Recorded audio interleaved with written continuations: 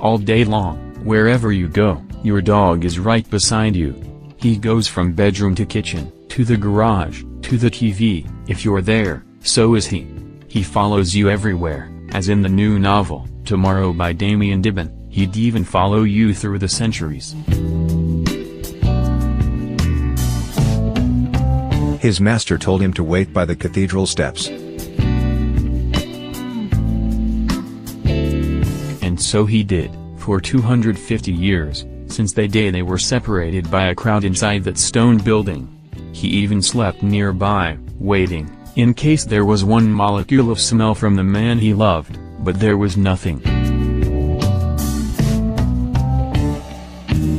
Once, they lived in a palace and life was an adventure. His master had been a chemist who could cure anything, and his potions were known throughout the land, but few noticed that he never aged.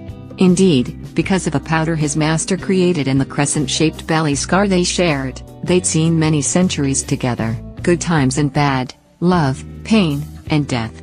He thought about those times as he waited on the cathedral steps, until the day he caught a scent that made him think his master was near.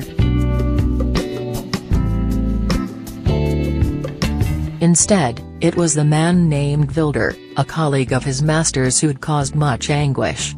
He was never sure if Vilder was benign nor cruel, threatening or cajoling. Vilder interested him, and frightened him, both. He'd seen Vilder tender with his lover, a soldier, and he'd seen Vilder in a rage. He'd smelled danger then. He smelled it again now, and though he had friends in the city and he'd been told to wait, he had to follow their enemy. He had to see if Vilder might lead him to a reunion. The very first thing you'll notice, as you start tomorrow, is how the dog narrator's voice sounds inside your head. It's got strength and intelligence, it's keenly emotional, and it's there immediately.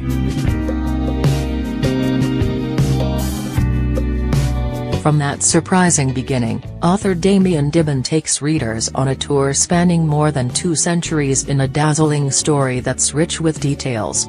The language is perfect, the scenarios lend a whiff of magic, there's chance to shed a tear or two, and the history is dead on. It's fantasy without being fantastical, and yet, that's still not the main appeal of this book.